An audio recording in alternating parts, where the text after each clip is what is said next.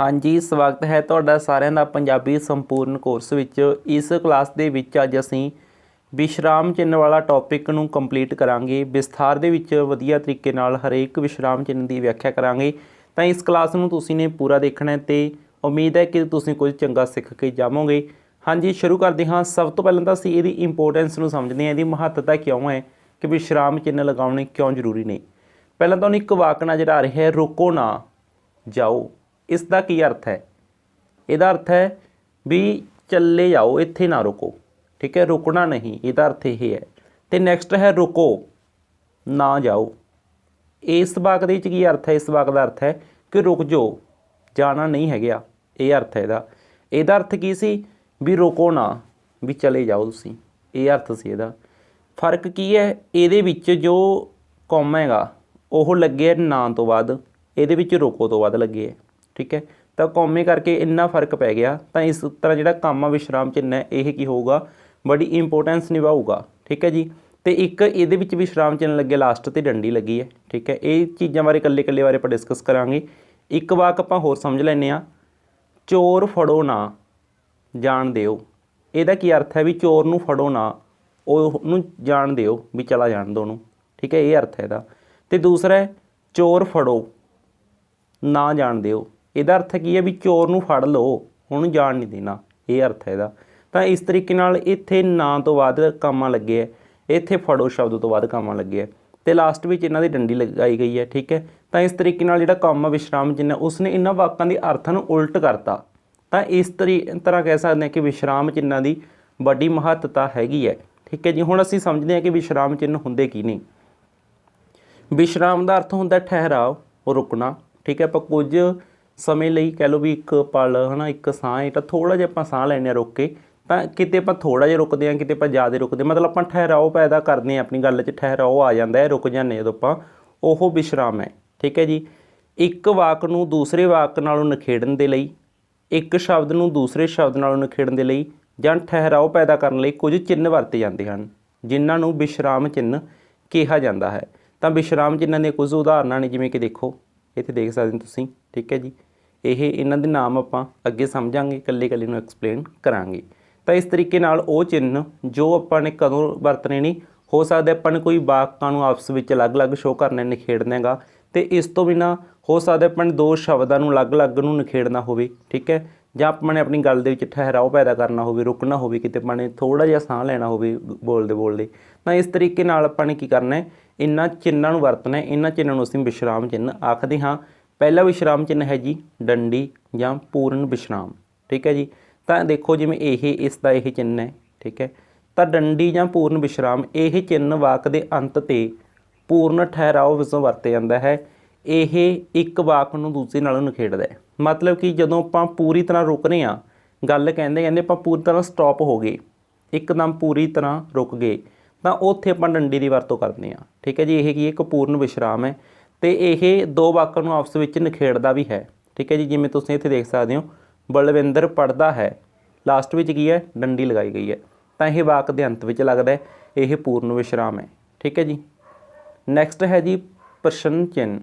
ਤਾਂ ਇਹ ਪ੍ਰਸ਼ਨਿਕ ਜੋ ਚਿੰਨ੍ਹ ਹੈ ਇਹ ਇੱਦਾਂ ਦਾ ਹੁੰਦਾ, ਕੜਛੀ ਹੁੰਦੀ ਹੈ ਇਹ। ਠੀਕ ਹੈ, ਜਿਵੇਂ ਦਾਲ ਕਰਦੇ ਕਰਦੇ ਕੜਛੀ ਨੂੰ ਆਪਾਂ ਕਈ ਵਾਰ ਐਂ ਪਤੀਲੀ ਦੇ ਵਿੱਚੋਂ ਕੱਢ ਕੇ ਐਂ ਬਾਹਰ ਖੜੀ ਕਰ ਦਿੰਦੇ ਆ ਨਾ ਕੰਧ ਦੇ ਨਾਲ, ਉਹਦੇ ਜਿਹੜੇ ਦਾਲ ਵਾਲੇ ਤੋਕੇ ਹੁੰਦੇ ਨੇ ਉਹ ਥੱਲੇ ਹੀ ਆ ਜਾਂਦੇ ਨੇ ਇੱਥੇ। ਠੀਕ ਹੈ, ਇਸ ਤਰ੍ਹਾਂ ਇਹ ਕੜਛੀ ਬਣ ਜਾਂਦੀ, ਇਹਨੂੰ ਕੜਛੀ ਵੀ ਕਹਿ ਦਿੰਦੇ ਆਪਾਂ। ਠੀਕ ਹੈ, ਆਮ ਭਾਸ਼ਾ 'ਚ। ਤਾਂ ਪ੍ਰਸ਼ਨਿਕ ਚਿੰਨ੍ਹ, ਇਹ ਚਿੰਨ੍ਹ ਵਾਕ ਦੇ ਮੁੱਕਣ 'ਤੇ ਵਾਕ ਦੇ ਅੰਤ ਵਿੱਚ ਲਗਾਇਆ ਜਾਂਦਾ, ਪੂਰਨ ਠਹਿਰਾਓ ਵਜੋਂ ਵਰਤਿਆ ਜਾਂਦਾ ਇਹ। ਠੀਕ ਹੈ ਜੀ। ਇਸ ਵਿੱਚ ਇਹਦੀ ਵਰਤੋਂ ਉਦੋਂ ਹੁੰਦੀ ਹੈ ਜਦੋਂ ਵਾਕ ਦੇ ਵਿੱਚ ਕੋਈ ਪੁੱਛ ਗਿੱਛ ਕੀਤੀ ਗਈ ਹੈ, ਵਾਕ ਦੇ ਵਿੱਚ ਕੋਈ ਪ੍ਰਸ਼ਨ ਪੁੱਛਿਆ ਜਾਵੇ। ਇੱਥੇ ਵਾਕ ਆਉਣਾ ਸੀ ਜਦੋਂ ਵਾਕ ਵਿੱਚ ਕੋਈ ਪ੍ਰਸ਼ਨ ਪੁੱਛਿਆ ਜਾਵੇ। ਠੀਕ ਹੈ ਜੀ। ਜਿਵੇਂ ਕਿ ਕੌਣ ਸ਼ੋਰ ਮਚਾ ਰਿਹਾ ਹੈ, ਕੌਣ ਸ਼ੋਰ ਮਚਾ ਰਿਹਾ ਹੈ, ਤਾਂ ਇਸ ਵਾਕ ਦੇ ਵਿੱਚ ਪ੍ਰਸ਼ਨ ਪੁੱਛਿਆ ਗਿਆ, ਤਾਂ ਲਾਸਟ ਵਿੱਚ ਕਿਹੜਾ ਚਿੰਨ੍ਹ ਵਰਤਿਆ ਗਿਆ? ਪ੍ਰਸ਼ਨਿਕ ਚਿੰਨ੍ਹ ਵਰਤਿਆ ਗਿਆ ਹੈ। ਠੀਕ ਹੈ ਜੀ। ਇਸ ਤਰੀਕੇ ਨਾਲ ਇਹ ਪ੍ਰਸ਼ਨਿਕ ਚਿੰਨ੍ਹ ਦੀ ਵੀ ਅਸੀਂ ਪੂਰਨ ਠਹਿਰਾਓ ਵਜੋਂ ਵਰਤੋਂ ਕਰਦੇ ਹਾਂ, ਇਹਨੂੰ ਵੀ ਅਸੀਂ ਪੂਰਨ ਵਿਸ਼ਰਾਮ ਕਹਿ ਸਕਦੇ ਹਾਂ। ਪਰ ਇਹ ਵਾਕ ਵਿੱਚ ਉਦੋਂ ਅੰਤ 'ਤੇ ਲੱਗੇਗਾ ਜਦੋਂ ਵਾਕ ਵਿੱਚ ਕੋਈ ਪੁੱਛ ਗਿੱਛ ਕੀਤੀ ਹੈ, ਪ੍ਰਸ਼ਨ ਪੁੱਛਿਆ, ਅਤੇ ਡੰਡੀ ਸੀ ਜਿਹੜਾ ਉਹ ਸਧਾਰਨ ਵਾਕ ਦੇ ਵਿੱਚ ਆਪਾਂ ਵਰਤਦੇ ਹਾਂ। ਨੈਕਸਟ ਹੈ ਜੀ ਬਿਸਮਿਕ ਚਿੰਨ੍ਹ। ਤਾਂ ਇਹ ਜੋ ਬਿਸਮਿਕ ਚਿੰਨ੍ਹ ਹੈ, ਠੀਕ ਹੈ ਜੀ, ਇਹ ਬਿਸਮੇ ਨੂੰ ਪ੍ਰਗਟ ਮਤਲਬ ਆਪਾਂ ਕਹਿ ਸਕਦੇ ਆਪਾਂ ਨੂੰ ਕੋਈ ਹੈਰਾਨੀ ਹੋਈ, ਕੋਈ ਸ਼ਬਦ ਸੁਣ ਕੇ, ਕੋਈ ਵਾਕ ਸੁਣ ਕੇ ਉਹਦੇ 'ਚੋਂ ਕੀ ਪਰ ਕੋਈ ਮਤਲਬ ਆਪਾਂ ਗੱਲ ਕਹਿ ਰਹੇ ਹਾਂ, ਉਹ ਆਪਾਂ ਹੈਰਾਨੀ ਨਾਲ ਕਹਿੰਦੇ ਹੋ ਸਕਦੇ ਹਾਂ, ਦੁਖੀ ਹਿਰਦੇ ਨਾਲ ਕਹਿੰਦੇ ਹੋ ਸਕਦੇ ਹਾਂ, ਖੁਸ਼ੀ 'ਚ ਕਹਿੰਦੇ ਹੋ ਸਕਦੇ ਹਾਂ। ਤਾਂ ਆਪਾਂ ਨੂੰ ਕੀ ਹੋ ਰਿਹਾ, ਕੁਛ ਉੱਥੇ ਵਿਸਮੇ ਦਾ ਅਨੁਭਵ ਹੋ ਰਿਹਾ ਹੈ, ਤਾਂ ਉੱਥੇ ਆਪਾਂ ਵਿਸਮਿਕ ਚਿੰਨ੍ਹ ਦੀ ਵਰਤੋਂ ਕਰਦੇ ਹਾਂ। ਠੀਕ ਹੈ, ਵਿਸਮਿਕ ਚਿੰਨ੍ਹ ਹੁੰਦਾ ਸਿੰਪਲ ਡੰਡੀ ਅਤੇ ਇਹਦੇ ਨੀਚੇ ਬਿੰਦੀ ਲੱਗੀ ਹੁੰਦੀ ਹੈ। ਠੀਕ ਹੈ, ਇਹ ਚਿੰਨ੍ਹ ਵਰਤੇ ਜਾਂਦੇ ਜਦ ਕਿਸੇ ਨੂੰ ਸੰਬੋਧਨ ਕਰਨਾ ਹੋਵੇ। ਕਿਸੇ ਨੂੰ ਸੰਬੋਧਨ ਕਰਨ ਲਈ ਵੀ ਇਹ ਸ਼ਬਦ ਵਰਤ ਸਕਦੇ ਆਪਾਂ, ਜਿਵੇਂ ਨੀ ਚੱਲੀਏ ਇੱਦਾਂ, ਹੈ ਨਾ। ਜਿਵੇਂ ਖੁਸ਼ੀ, ਗਮੀ, ਹੈਰਾਨੀ, ਪ੍ਰਸ਼ੰਸਾ, ਈਰਸ਼ਾ ਆਦਿ ਨੂੰ ਪ੍ਰਗਟ ਕਰਨਾ ਹੋਵੇ ਤਾਂ ਉੱਥੇ ਇਹਨਾਂ ਥਾਵਾਂ 'ਤੇ ਆਪਾਂ ਕੀ ਕਰਦੇ ਹਾਂ, ਇਹ ਜੋ ਵਿਸਮਿਕ ਚਿੰਨ੍ਹ ਹੈ, ਠੀਕ ਹੈ, ਇਸ ਦੀ ਵਰਤੋਂ ਕਰਦੇ ਹਾਂ। ਤਾਂ ਇਸ ਦਾ ਨਾਂ ਵਿਸਮਿਕ ਹੈ। ਠੀਕ ਹੈ, ਅਤੇ ਇਸ ਤੋਂ ਬਿਨਾਂ ਇਹਦੀਆਂ ਆਪਾਂ ਕੁਝ ਉਦਾਹਰਨਾਂ ਦੇਖਦੇ ਹਾਂ, ਜਿਵੇਂ ਕਿ ਨੀ ਚੱਲੀਏ ਮਤਲਬ ਉੱਥੇ ਕੀ ਕਰ ਰਹੀ ਹੈ, ਸੰਬੋਧਨ ਕੀਤਾ ਗਿਆ, ਸ਼ਰਮ ਕਰ, ਸੰਬੋਧਨ ਕੀਤਾ ਗਿਆ। ਇਸ ਤੋਂ ਬਿਨਾਂ ਇੱਥੇ ਦੇਖੋ, ਕਾਸ਼ ਮੈਂ ਪਾਸ ਹੋ ਜਾਂਦਾ, ਤਾਂ ਉੱਥੇ ਉਹ ਇੱਛਾ ਪ੍ਰਗਟ ਕਰ ਰਿਹਾ ਇੱਕ ਤਰ੍ਹਾਂ। ਠੀਕ ਹੈ, ਵੀ ਕਾਸ਼ ਮੈਂ ਪਾਸ ਹੋ ਜਾਂਦਾ।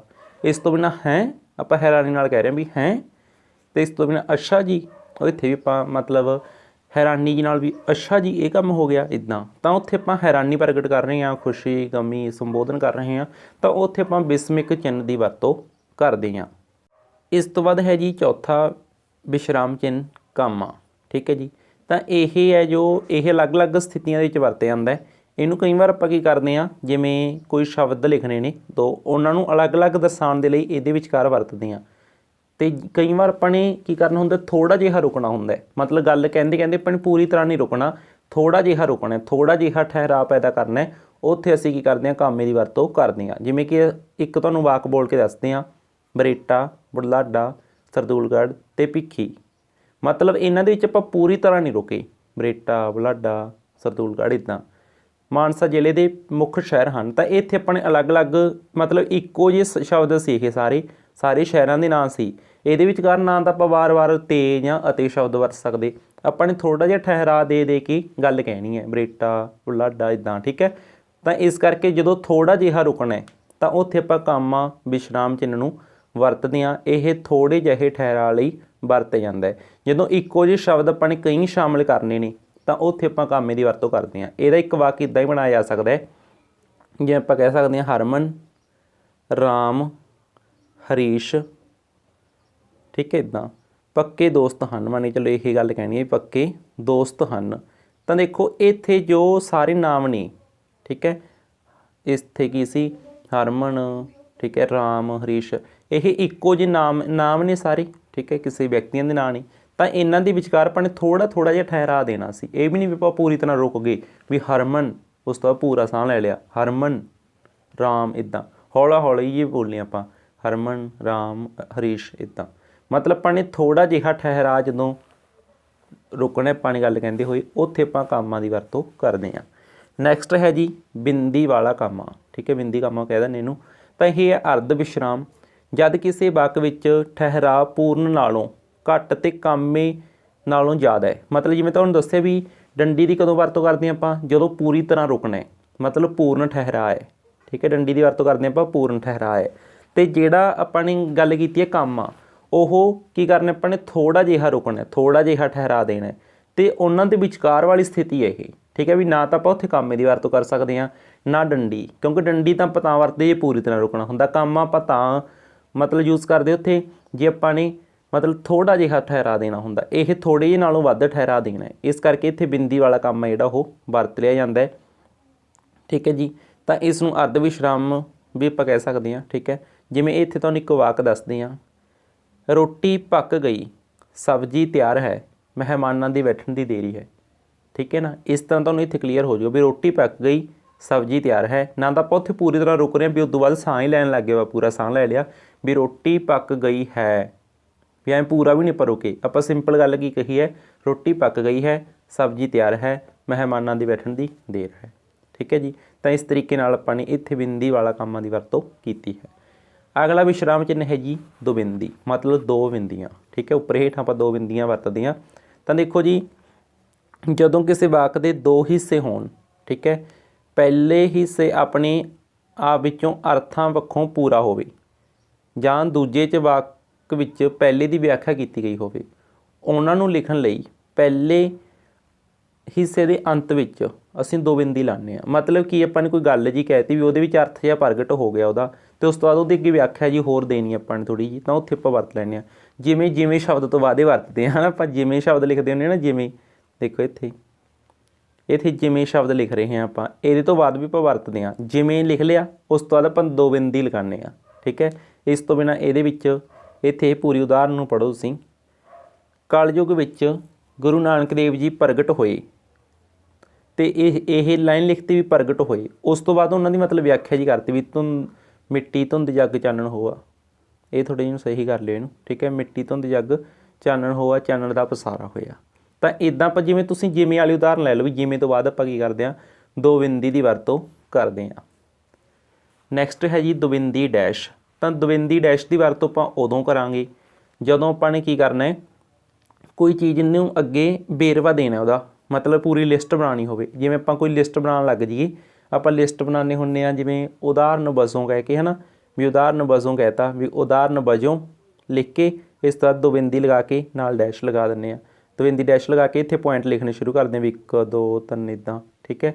ਜਾਂ ਆਪਾਂ ਲਿਖ ਦਿੰਦੇ ਹਾਂ ਵੀ ਦੇਸ਼ ਭਗਤਾਂ ਦੇ ਨਾਂ, ਦੇਸ਼ ਭਗਤਾਂ ਦੇ ਨਾਂ ਲਿਖ ਕੇ ਆਪਾਂ ਨੇ ਅੱਗੇ ਵੇਰਵਾ ਦੇਣਾ, ਮੰਨ ਕੇ ਚਲੋ ਇੱਦਾਂ ਦਾ ਵੀ ਨਾਂ ਸ਼ਬਦ ਲਿਖਿਆ, ਇਸ ਤੋਂ ਬਾਅਦ ਦੋ ਬਿੰਦੀ ਲਗਾਈ ਅਤੇ ਡੈਸ਼ ਲਗਾਈ। ਹੁਣ ਇਹ ਪੂਰਾ ਵੇਰਵਾ ਦੇਵਾਂਗੇ ਜਿਹੜੀ ਇੱਥੇ ਗੱਲ ਲਿਖੀ ਸੀ, ਠੀਕ ਹੈ। ਇੱਥੇ ਆਪਾਂ 1 ਪੁਆਇੰਟ ਬਣਾਤਾ, 2 ਪੁਆਇੰਟ ਬਣਾਤੇ, 3 ਪੁਆਇੰਟ ਬਣਾਤੇ, ਹੇਠਾਂ ਆਪਾਂ ਉਹਦਾ ਵੇਰਵਾ ਦਿੰਦੇ ਚਲੇ ਜਾਂਦੇ ਹਾਂ, ਠੀਕ ਹੈ। ਤਾਂ ਜਦ ਕੁਝ ਚੀਜ਼ਾਂ ਦਾ ਵੇਰਵਾ ਦੇਣਾ ਹੋਵੇ ਤਾਂ ਉਸ ਨੂੰ ਪਹਿਲਾਂ ਦਵਿੰਦੀ ਡੈਸ਼ ਵਰਤੀ ਜਾਂਦੀ ਹੈ। ਮਤਲਬ ਵੇਰਵੇ ਤੋਂ ਪਹਿਲਾਂ ਆਪਾਂ ਕੀ ਕਰਦੇ ਹਾਂ, ਦਵਿੰਦੀ ਡੈਸ਼ ਵਰਤਦੇ ਹਾਂ। ਜਿਵੇਂ ਕਿ ਦੇਖੋ, ਮਾਤਾ ਜੀ ਮੈਨੂੰ ਹੇਠ ਲਿਖੀਆਂ ਚੀਜ਼ਾਂ ਛੇਤੀ ਭੇਜੋ, ਇਸ ਤੋਂ ਬਾਅਦ ਕੀ ਲਗਾਈ, ਦਵਿੰਦੀ ਡੈਸ਼ ਲਗਾਈ, ਠੀਕ ਹੈ ਜੀ। ਇੱਥੇ ਦਵਿੰਦੀ ਡੈਸ਼ ਦਾ ਚਿੰਨ੍ਹ ਇਹ ਹੈ, ਇੱਥੇ ਇੱਦਾਂ ਦੋ ਬਿੰਦੀਆਂ, ਇਹ ਹੈ ਜਿਹੜਾ, ਠੀਕ ਹੈ। ਇਹ ਦਵਿੰਦੀ ਡੈਸ਼ ਹੈ, ਦੋ ਬਿੰਦੀਆਂ, ਠੀਕ ਹੈ ਜੀ, ਅਤੇ ਇੱਕ ਡੈਸ਼, ਦੋ ਬਿੰਦੀਆਂ ਲਗਾ ਕੇ ਇੱਕ ਡੈਸ਼ ਲਗਾਈ ਜਾਂਦੀ ਹੈ ਇਹਦੇ ਵਿੱਚ। ਇਸ ਤਰੀਕੇ ਨਾਲ ਇਹਦਾ ਚਿੰਨ੍ਹ ਵਰਤਿਆ ਜਾਂਦਾ। ਤਾਂ ਇਸ ਤਰੀਕੇ ਨਾਲ ਇਹ ਇਸ ਦੀ ਉਦਾਹਰਨ ਹੈ, ਇਹਨੂੰ ਤੁਸੀਂ ਨੋਟ ਕਰ ਸਕਦੇ ਹੋ। ਨੈਕਸਟ ਹੈ ਜੀ 8ਵਾਂ ਵਿਸ਼ਰਾਮ ਚਿੰਨ੍ਹ ਪੁੱਠੇ ਕਾਮੇ। ਇਹ ਹੁੰਦੇ ਨੇ ਸਿੰਗਲ ਵੀ ਹੁੰਦੇ ਨੇ, ਇਕਹਿਰੇ ਪੁੱਠੇ ਕਾਮੇ ਵੀ ਹੁੰਦੇ ਨੇ, ਅਤੇ ਦੂਰੇ ਪੁੱਠੇ ਕਾਮੇ ਵੀ ਹੁੰਦੇ ਨੇ। ਇਕਹਿਰਿਆਂ ਨੂੰ ਇੱਦਾਂ ਲਗਾਉਂਦੇ ਆਪਾਂ ਉੱਪਰ, ਇਹਨਾਂ ਨੂੰ ਇੱਦਾਂ, ਠੀਕ ਹੈ ਜੀ। ਤਾਂ ਇਸ ਤਰੀਕੇ ਨਾਲ ਇਕਹਿਰੇ ਅਤੇ ਪੁੱਠੇ ਕਾਮੇ ਹੁੰਦੇ ਨੇ। ਇਹ ਇਕਹਿਰੇ ਪੁੱਠੇ ਕਾਮੇ ਜਿਹੜੇ ਉਹ ਮਤਲਬ ਆਪਾਂ ਵਰਤਦੇ ਹਾਂ ਜਦੋਂ ਆਪਾਂ ਨੇ ਕੋਈ ਚੀਜ਼ ਨੂੰ ਖਾਸ ਸ਼ੋਅ ਕਰਨਾ ਹੈ, ਕਿਸੇ ਸ਼ਬਦ ਨੂੰ ਖਾਸ ਦਿਖਾਉਣ ਲਈ ਇਕਹਿਰੇ ਪੁੱਠੇ ਕਾਮਿਆਂ ਦੀ ਵਰਤੋਂ ਕੀਤੀ ਜਾਂਦੀ। ਜਿਵੇਂ ਆਪਾਂ ਨੇ ਕੋਈ ਪੁਸਤਕ ਦਾ ਨਾਂ ਲਿਖਣਾ ਹੈ, ਕਿਸੇ ਰਾਈਟਰ ਦਾ ਨਾਂ ਲਿਖਣਾ ਹੈ, ਕਿਸੇ ਨਾਵਲ ਦਾ, ਕਿਸੇ ਕਿਤਾਬ ਦਾ ਨਾਂ, ਹੈ ਨਾ, ਵਿੱਚ ਆਪਾਂ ਮੈਂਸ਼ਨ ਕਰ ਰਹੇ ਹਾਂ ਵਾਕ ਦੇ ਵਿੱਚ, ਤਾਂ ਉੱਥੇ ਆਪਾਂ ਕੀ ਕਰਦੇ ਹਾਂ, ਇਹ ਇਕਹਿਰੇ ਪੁੱਠੇ ਕਾਮੇ ਵਰਤਦੇ ਹਾਂ। ਜਿਵੇਂ ਕਿ ਨਾਵਲ ਸੁੰਦਰੀ, ਸੁੰਦਰੀ ਸ਼ਬਦ ਦੇ ਕੀ ਆਲੇ ਦੁਆਲੇ ਆਪਾਂ ਨੇ ਕੀ ਲਗਾਤੀ, ਇਕਹਿਰੇ ਪੁੱਠੇ ਕਾਮੇ ਲਗਾਤੇ, ਕਿਉਂਕਿ ਸੁੰਦਰੀ ਸ਼ਬਦ ਨੂੰ ਅਸੀਂ ਕੀ ਕਰ ਰਹੇ ਹਾਂ, ਥੋੜ੍ਹਾ ਜਿਹਾ ਖਾਸ ਬਣਾਉਣ ਦੀ ਕੋਸ਼ਿਸ਼ ਕਰ ਰਹੇ ਹਾਂ, ਠੀਕ ਹੈ ਵੀ, ਕਿਉਂਕਿ ਉਹ ਨਾਵਲ ਦਾ ਨਾਂ ਹੈ, ਭਾਈ ਵੀਰ ਸਿੰਘ ਦੀ ਰਚਨਾ ਹੈ। ਇੱਦਾਂ ਪੂਰੇ ਵਾਕ ਦੇ ਵਿੱਚ ਕੀ ਕੀਤਾ ਸੀ ਨੇ, ਸੁੰਦਰੀ ਸ਼ਬਦ ਸੀ ਜਿਹੜਾ, ਇਹਦੇ ਆਲੇ ਦੁਆਲੇ ਅਸੀਂ ਨੇ ਇਕਹਿਰੇ ਪੁੱਠੇ ਕਾਮੇ ਦੀ ਵਰਤੋਂ ਕੀਤੀ ਹੈ। ਨੈਕਸਟ ਹੈ ਜੀ ਦੂਰੇ ਪੁੱਠੇ ਕਾਮੇ। ਦੂਰੇ ਪੁੱਠੇ ਕਾਮੇ ਦੀ ਵਰਤੋਂ ਅਸੀਂ ਉਦੋਂ ਕਰਦੇ ਹਾਂ ਜਦੋਂ ਕੋਈ ਕਹੀ ਹੋਈ ਗੱਲ ਨੂੰ ਅਸੀਂ ਨੇ ਜਿਉਂ ਦੀ ਤਿਉਂ ਲਿਖਣਾ, ਵੀ ਜਿਵੇਂ ਕਹੀ ਸੀ ਉਵੇਂ ਹੀ ਲਿਖਿਆ ਆਪਾਂ ਨੇ। ਜਿਵੇਂ ਬਲਵਿੰਦਰ ਸਰ ਨੇ ਕਿਹਾ, ਇਸ ਤੋਂ ਬਾਅਦ ਦੇਖਿਓ ਇੱਕ ਸਿੰਗਲ ਕਾਮਾ ਲਗਾ ਕੇ ਨਾ ਇੱਦਾਂ ਲਗਾਉਣਾ ਹੁੰਦਾ ਇਹਦੇ ਵਿੱਚ, ਕਿ ਇੱਕ ਤਾਂ ਆਪਾਂ ਸਿੰਗਲ ਕਾਮਾ ਲਗਾ ਲੈਣੇ, ਉਸ ਤੋਂ ਬਾਅਦ ਇੱਥੇ ਡਬਲ ਕਾਮੇ, ਜਿਵੇਂ ਇੱਥੇ ਤੁਸੀਂ ਦੇਖ ਸਕਦੇ ਹੋ, ਠੀਕ ਹੈ ਜੀ। ਪਹਿਲਾਂ ਕਿਹਾ ਤੋਂ ਹੇਠਾਂ ਸਿੰਗਲ ਕਾਮਾ, ਅਤੇ ਉਸ ਤੋਂ ਬਾਅਦ ਅਸੀਂ ਨੂੰ ਉੱਪਰ ਲਗਾ ਲਏ ਪੁੱਠੇ ਕਾਮੇ। ਇਸ ਤੋਂ ਬਾਅਦ ਕੀ ਕੀਤਾ ਅਸੀਂ ਨੇ, ਪੂਰੀ ਗੱਲ ਨੂੰ ਸੇਮ ਟੂ ਸੇਮ ਲਿਖਤਾ। ਮੈਂ ਮਿਹਨਤ ਕਰਨ ਵਾਲੇ ਵਿਦਿਆਰਥੀਆਂ ਦੀ ਹਮੇਸ਼ਾ ਕਦਰ ਕਰਦਾ ਹਾਂ, ਟੰਡੀ, ਅਤੇ ਇਸ ਤੋਂ ਬਾਅਦ ਫੇਰ ਕਾਮੇ ਬੰਦ, ਠੀਕ ਹੈ। ਮਤਲਬ ਕਾਮੇ ਸ਼ੁਰੂ ਕਰਨੇ ਹੁੰਦੇ ਨੇ ਅਤੇ ਫਿਰ ਲਾਸਟ ਦੇ ਵਿੱਚ ਪੂਰੀ ਗੱਲ ਹੋ ਜਾਏ ਜਦੋਂ ਉੱਥੇ ਬੰਦ ਕਰਨੇ ਹੁੰਦੇ ਨੇ। ਤਾਂ ਇਸ ਤਰੀਕੇ ਨਾਲ ਅਸੀਂ ਇਹਨਾਂ ਦੀ ਵਰਤੋਂ ਕਰਦੇ ਹਾਂ, ਪੁੱਠੇ ਕਾਮੇ, ਠੀਕ ਹੈ ਜੀ। ਇਸ ਤੋਂ ਬਾਅਦ ਹੈ ਜੀ ਛੁੱਟ ਮਰੋੜੀ। ਕਈ ਵਾਰ ਆਪਾਂ ਕੀ ਕਰਦੇ ਹਾਂ, ਆਪਾਂ ਜਦੋਂ ਬੋਲ ਰਹੇ ਹੁੰਦੇ ਹਾਂ ਕੁਛ, ਆਪਾਂ ਪੂਰਾ ਸ਼ਬਦ ਨਹੀਂ ਕਹਿੰਦੇ। ਜੇ ਆਪਾਂ ਕਹਿ ਦਿੰਦੇ ਹਾਂ ਅੱਜ ਬਾਜ਼ਾਰ ਵਿੱਚ ਬਹੁਤ ਭੀੜ ਹੈ, ਵਿੱਚ ਸ਼ਬਦ ਨੂੰ ਆਪਾਂ ਉੱਥੇ ਪੂਰਾ ਨਹੀਂ ਕਹਿੰਦੇ। ਕਈ ਵਾਰ ਆਪਾਂ ਕੀ ਕਹਾਂਗੇ, ਅੱਜ ਬਾਜ਼ਾਰ 'ਚ ਬਹੁਤ ਭੀੜ ਹੈ, ਮਤਲਬ ਆਪਾਂ ਨੇ 'ਚ ਸ਼ਬਦ ਵਰਤ ਲਿਆ ਉੱਥੇ ਵਿੱਚ ਦੀ ਥਾਂ 'ਤੇ, ਠੀਕ ਹੈ। ਇਸੇ ਤਰ੍ਹਾਂ ਆਪਾਂ ਉੱਤੇ ਲਿਖਣ ਦੀ ਥਾਂ 'ਤੇ ਆਪਾਂ 'ਤੇ ਸ਼ਬਦ ਦੀ ਵਰਤੋਂ ਕਰ ਲੈਂਦੇ ਹਾਂ, ਠੀਕ ਹੈ। ਇਹਦੀ ਇੱਕ ਉਦਾਹਰਨ ਦਿੰਦੇ ਤੁਹਾਨੂੰ। ਜਿਵੇਂ ਦੇਖੋ ਇੱਥੇ ਉਦਾਹਰਨ ਦੇਖ ਸਕਦੇ ਹੋ ਤੁਸੀਂ। ਪਹਿਲਾਂ ਆਪਾਂ ਇਹਦੀ ਥੋੜ੍ਹੀ ਜਿਹੀ ਡੈਫੀਨੇਸ਼ਨ ਪੜ੍ਹ ਲੈਂਦੇ ਹਾਂ। ਬੋਲਚਾਲ ਦੀ ਭਾਸ਼ਾ ਲਿਖਣ ਵੇਲੇ ਕੋਈ ਅੱਖਰ ਛੱਡਿਆ ਜਾਵੇ ਤਾਂ ਉਸ ਦੀ ਥਾਂ ਛੁੱਟ ਮਰੋੜੀ ਪਾਈ ਜਾਂਦੀ ਹੈ। ਛੁੱਟ ਮਰੋੜੀ ਇੱਦਾਂ ਦੀ ਹੁੰਦੀ ਹੈ, ਮਤਲਬ ਇਹ ਦਿਸਣ 'ਚ ਕੌਮੇ ਵਰਗੀ ਹੀ ਹੁੰਦੀ ਹੈ, ਠੀਕ ਹੈ। ਸ਼ੀਕਾ ਜਿਹਾ ਬਣਾ ਦਿਆ ਕਰੋ ਇਹਦਾ ਪੁੱਠਾ ਜਿਹਾ, ਠੀਕ ਹੈ। ਜਿਵੇਂ ਚੇ ਸ਼ਬਦ 'ਚ, ਠੀਕ ਹੈ। ਜਿਵੇਂ ਇੱਥੇ ਸ਼ਬਦ ਪਾਉਣਾ ਸੀ ਆਪਾਂ ਨੇ ਵਿੱਚ, ਸ਼ਬਦ ਦੀ ਆਪਾਂ ਨੇ ਵਿੱਚ ਦੀ ਵਰਤੋਂ ਕਰਨੀ ਸੀ, ਪਰ ਆਪਾਂ ਨੇ ਕੀ ਵਰਤ ਲਿਆ, 'ਚ ਵਰਤ ਲਿਆ। ਇਸੇ ਤਰ੍ਹਾਂ ਆਪਾਂ ਨੇ ਸ਼ਬਦ ਲਿਖਣਾ ਸੀ ਉੱਤੇ, उत्ते शब्द लिखना सी, इत्थे आपां ने ते पा के इहदे अगे छुट्ट मरोड़ी जी लगाती इदां। ठीक है भी आपां ने बोलिया नहीं उहनूं पूरा, पर समझण वाला फिर भी समझ गया। जिवें कि साडा घर खेत च ही है, मतलब इत्थे आपां शब्द दा विच वरत रहे सी, पर आपां ने की करता अखर छड्ड के छोट लै ली, क्योंकि यह बोल चाल दी भाषा सी। ठीक है, साडा घर खेत च ही है। इस तो बिना कह सकते आपां सड़क उत्ते कूड़ा ना सुट्टो, पूरा वक्त इदां लिखिया जाना सी सड़क ते कूड़ा ना सुट्टो। आपां ने की कीता उत्ते शब्द सी जिहड़ा उत्ते, ਇਹ ਇੱਥੇ ਤੋਂ ਆਪਾਂ ਨੇ ਓੜੇ ਨੂੰ ਛੱਡ ਲਿਆ, ਆਪਾਂ ਨੇ ਤੇ ਸ਼ਬਦ ਹੀ ਵਰਤ ਲਿਆ ਉੱਥੇ। ਤਾਂ ਇੱਥੇ ਤੁਹਾਨੂੰ ਕੁਝ ਅੱਖਰਾਂ 'ਤੇ ਲੱਗੀ ਹੋਈ ਮਿਲੂਗੀ ਇਹ। ਠੀਕ ਹੈ, ਜਿਵੇਂ ਤੇ ਤੋਂ ਪਹਿਲਾਂ ਚ ਸ਼ਬਦ 'ਤੇ ਕਾਫੀ ਲੱਗਦੀ ਹੈ ਹੈ ਨਾ, ਜਿਹੜਾ ਚ ਅੱਖਰ ਹੈਗਾ ਇੱਥੇ ਲੱਗੀ ਹੁੰਦੀ ਹੈ। ਇਹਦਾ ਮਤਲਬ ਹੁੰਦਾ ਵੀ ਉਹ ਉੱਤੇ ਸ਼ਬਦ ਲਿਖਣਾ ਚਾਹੁੰਦੇ ਸੀ, ਪਰ ਉਹਨਾਂ ਨੇ ਚ ਸ਼ਬਦ ਲਿਖ ਕੇ ਛੱਡ ਲਿਆ। ਠੀਕ ਹੈ, ਤਾਂ ਇੱਥੇ ਛੁੱਟ ਮਰੋੜੀ ਵਿਸ਼ਰਾਮ ਚਿੰਨ੍ਹ ਦੀ ਵਰਤੋਂ ਕਰ ਲਈ ਜਾਂਦੀ ਹੈ ਇਸ ਤਰੀਕੇ ਨਾਲ। ਨੈਕਸਟ ਹੈ ਜੀ ਜੋੜਨੀ। ਜਦੋਂ ਅਸੀਂ ਇੱਕੋ ਸ਼ਬਦ ਨੂੰ, ਠੀਕ ਹੈ, ਇੱਕੋ ਸ਼ਬਦ ਨੂੰ ਆਪਾਂ ਦੋ ਵਾਰ ਵਰਤ ਬੋਲ ਰਹੇ ਹਾਂ ਹੈ ਨਾ, ਜਿਵੇਂ ਵਾਰ ਸ਼ਬਦ ਬੋਲਿਆ ਸੀ ਨੇ ਵਾਰ, ਤਾਂ ਇੱਥੇ ਕੀ ਕੀਤਾ, ਇੱਕੋ ਸ਼ਬਦ ਸੀ ਵਾਰ, ਇਹਨੂੰ ਦੋ ਵਾਰ ਲਿਖ ਲਿਆ ਸੀ ਨੇ। ਤਾਂ ਇਸ ਤਰੀਕੇ ਨਾਲ ਅਸੀਂ ਕੀ ਕਰਦੇ ਹਾਂ ਕਿ ਦੋ ਸ਼ਬਦਾਂ ਨੂੰ ਇਕੱਠੇ ਹੀ ਬੋਲਦੇ ਹਾਂ, ਉਹਨਾਂ ਦਾ ਇਕੱਠੇ ਉਚਾਰਨ ਕਰਦੇ ਹਾਂ। ਅਸੀਂ ਦੋ ਵਾਰ ਵਰਤ, ਇਹਦੀ ਡੈਫੀਨੇਸ਼ਨ ਪੜ੍ਹਦੇ ਹਾਂ। ਇੱਕੋ ਸ਼ਬਦ ਨੂੰ ਜਦੋਂ ਅਸੀਂ ਦੋ ਵਾਰ ਵਰਤਦੇ ਹਾਂ ਤਾਂ ਉਹਨਾਂ ਦੇ ਵਿਚਕਾਰ ਇਹ ਚਿੰਨ੍ਹ ਵਰਤਿਆ ਜਾਂਦਾ ਹੈ। ਜਿਵੇਂ ਆਪਾਂ ਸ਼ਬਦ ਲਿਖਦੇ ਹੁੰਦੇ ਹਾਂ ਵੱਖ, ਠੀਕ ਹੈ, ਵੱਖ ਸ਼ਬਦ ਲਿਖਣੇ, ਤਾਂ ਇਹਨਾਂ ਦੇ ਵਿਚਕਾਰ ਆਪਾਂ ਨੇ ਇਹ ਜੋ ਵਰਤੇ ਚਿੰਨ੍ਹ ਇਹ ਜੋੜਨੀ ਹੈ। ਇਸੇ ਤਰ੍ਹਾਂ ਆਪਾਂ ਸ਼ਬਦ ਲਿਖਦੇ ਹਾਂ ਭਿੰਨ, ਠੀਕ ਹੈ ਜੀ, ਭਿੰਨ ਸ਼ਬਦ ਲਿਖਦੇ ਹਾਂ। ਬਹੁਤੇ ਕੀ ਕਰਦੇ ਨੇ, ਇਹਦੇ ਵਿੱਚ 6 ਅੱਖਰ ਨੂੰ 2 ਲਿਖਣ ਦੀ ਬਜਾਏ ਇਹਦੇ ਮਗਰ 2 ਪਾ ਦਿੰਦੇ ਨੇ, ਉਹ ਜਮੀ ਗਲਤ ਤਰੀਕਾ ਹੈ। ਠੀਕ ਹੈ, ਤਾਂ ਜਿਵੇਂ ਇੱਕ ਉਦਾਹਰਨ ਲਓ, ਰਾਮ ਅਲੱਗ-ਅਲੱਗ ਥਾਵਾਂ 'ਤੇ ਨੌਕਰੀ ਕਰਦਾ ਹੈ। ਅਲੱਗ-ਅਲੱਗ ਸ਼ਬਦ ਦੇ ਵਿਚਕਾਰ ਜੋ ਵਰਤਿਆ ਗਿਆ ਚਿੰਨ੍ਹ, ਇਸ ਨੂੰ ਅਸੀਂ ਜੋੜਨੀ ਆਖਦੇ ਹਾਂ। ਇਹ ਦੋ ਵਾਕਾਂ ਨੂੰ ਜੋੜਨ ਦਾ ਕੰਮ ਕਰਦਾ ਹੈ, ਵੀ ਉਹ ਇਕੱਠੇ ਬੋਲੇ ਜਾਣ, ਵੀ ਇੱਕਦਮ ਇਕੱਠੇ, ਅਲੱਗ-ਅਲੱਗ, ਇਹ ਨਹੀਂ ਵੀ ਅਲੱਗ ਵੀ ਉੱਥੇ ਸਾਹ ਲਿਆ ਨਾ, ਅਲੱਗ, ਮਤਲਬ ਉਹਨਾਂ ਨੂੰ ਜੋੜਨ ਦਾ ਕੰਮ ਕੀਤਾ ਹੈ, ਜੋੜਨੀ ਨੇ। ਠੀਕ ਹੈ ਜੀ, ਤਾਂ ਇਸ ਤਰੀਕੇ ਨਾਲ ਅਸੀਂ ਜੋੜਨੀ ਵਿਸ਼ਰਾਮ ਚਿੰਨ੍ਹ ਨੂੰ ਵਰਤਦੇ ਹਾਂ। ਅਤੇ ਇਸ ਤੋਂ ਬਿਨਾਂ ਜਿਹੜਾ ਇਹ ਪਾਉਂਦੇ ਹੁੰਦੇ ਨੇ ਨਾ, ਬਹੁਤੇ ਵਿਦਿਆਰਥੀ ਕੀ ਪਾ ਦਿੰਦੇ ਨੇ, ਵੀ ਉੱਥੇ ਸ਼ਬਦ ਲਿਖਣਾ ਸੀ ਉਹਨਾਂ ਨੇ ਭਿੰਨ, ਤਾਂ ਉਹ ਭਿੰਨ ਲਿਖ ਕੇ ਮਗਰ 2 ਪਾ ਦਿੰਦੇ ਨੇ, ਉਹ ਬਹੁਤ ਗਲਤ ਤਰੀਕਾ ਹੈ। ਠੀਕ ਹੈ, ਤਾਂ ਇਸ ਤੋਂ ਬਾਅਦ ਹੈ ਜੀ ਵਿਸ਼ਰਾਮ ਚਿੰਨ੍ਹ ਡੈਸ਼। ਤਾਂ ਡੈਸ਼ ਹੈ ਜਿਹੜਾ, ਠੀਕ ਹੈ, ਇਹ ਵੈਸੇ ਤਾਂ ਜੋੜਨੀ ਵਰਗਾ ਦਿਸਣ ਦੇ ਵਿੱਚ, ਪਰ ਥੋੜ੍ਹਾ ਵੱਡਾ ਹੁੰਦਾ ਹੈ। ਠੀਕ ਹੈ, ਇਸ ਦੀ ਵਰਤੋਂ ਕੋਈ ਗੱਲ ਲਿਖ ਕੇ ਉਸ ਦੀ ਵਿਆਖਿਆ ਕਰਨ ਲਈ ਕੀਤੀ ਜਾਂਦੀ ਹੈ। ਜਿਵੇਂ ਕਿ ਇਹ ਦੇਖਦੇ ਆਪਾਂ, ਇਹ ਸਮਾਧੀ ਸ਼ਹੀਦ ਭਗਤ ਸਿੰਘ ਤੋਂ ਬਾਅਦ ਇੱਥੇ ਡੈਸ਼ ਵਰਤ ਲਈ, ਉਹ ਜੋ ਦੇਸ਼ ਦੀ ਖਾਤਰ ਸ਼ਹੀਦ ਹੋਇਆ ਸੀ। ਮਤਲਬ ਇੱਥੇ ਆਪਾਂ ਨੇ ਕੀ ਕੀਤਾ, ਭਗਤ ਸਿੰਘ ਦੀ ਵਿਆਖਿਆ ਕਰਤੀ 2 ਡੈਸ਼ਜ਼ ਲਗਾ ਕੇ, ਠੀਕ ਹੈ, ਦੀ ਯਾਦ ਵਿੱਚ ਬਣਾਈ ਗਈ ਹੈ।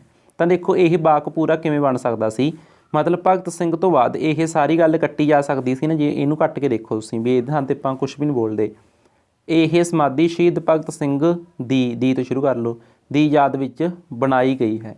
ਤਾਂ ਇੱਥੇ ਇਹ ਵਾਕ ਇੱਦਾਂ ਹੀ ਬਣ ਗਿਆ, ਪਰ ਕੀ ਕੀਤਾ ਗਿਆ, ਇਹ ਜਿਹੜੇ ਡੈਸ਼ਜ਼ ਲਗਾਈਆਂ ਗਈਆਂ ਨੇ, ਇਹ ਡੈਫੀਨੇਸ਼ਨ ਪੂਰੀ ਵਿਆਖਿਆ ਦੇਣ ਦੇ ਲਈ, ਵੀ ਭਗਤ ਸਿੰਘ ਤੋਂ ਬਾਅਦ ਡੈਸ਼ ਲਗਾ ਕੇ, ਇਹਦਾ ਮਤਲਬ ਭਗਤ ਸਿੰਘ ਦੀ ਜਾਣ ਪਛਾਣ ਕਰਾਈ ਗਈ ਹੈ। ਠੀਕ ਹੈ, ਕਾਹਦੇ ਨਾਲ, ਡੈਸ਼ ਲਗਾ ਕੇ।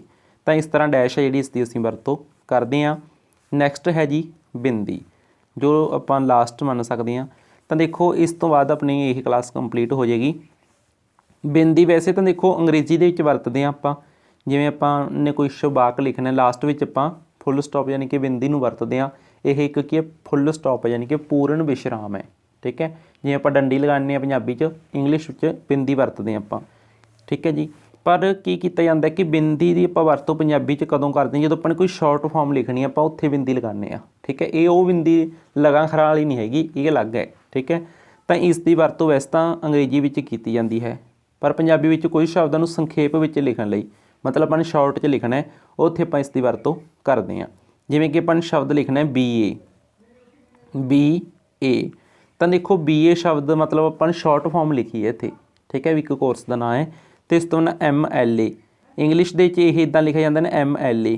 ਠੀਕ ਹੈ, ਅਤੇ ਇੱਥੇ ਆਪਾਂ ਨੇ ਕੀ ਕੀਤਾ, M ਸ਼ਬਦ ਜਦੋਂ ਲਿਖਿਆ ਤਾਂ ਆਪਾਂ ਨੇ ਕੀ ਦੱਸਤਾ ਵੀ ਇਹ ਸ਼ਾਰਟ ਫਾਰਮ ਹੈ, M ਤੋਂ ਬਾਅਦ ਬਿੰਦੀ ਲਗਾਤੀ, MLA। ਤਾਂ ਇਸ ਤਰ੍ਹਾਂ ਅਸੀਂ ਜਿਹੜੀ ਬਿੰਦੀ ਨੂੰ ਹੈ ਉਸ ਨੂੰ ਵੀ ਆਪਾਂ ਵਿਸ਼ਰਾਮ ਚਿੰਨ੍ਹ ਦੇ ਵਿੱਚ ਸ਼ਾਮਲ ਕਰ ਸਕਦੇ ਹਾਂ, ਕੋਈ ਵੱਡੀ ਦਿੱਕਤ ਨਹੀਂ ਹੈਗੀ। ਇਸ ਤਰੀਕੇ ਨਾਲ ਵਿਸ਼ਰਾਮ ਚਿੰਨ੍ਹ ਵਾਲੀ ਸਾਡੀ ਇਹ ਕਲਾਸ ਸਮਾਪਤ ਹੁੰਦੀ ਹੈ। ਇਹ ਕਲਾਸ ਇੱਥੋਂ ਤੱਕ ਦੇਖਣ ਲਈ ਤੁਹਾਡਾ ਸਾਰਿਆਂ ਦਾ ਬਹੁਤ ਬਹੁਤ ਧੰਨਵਾਦ।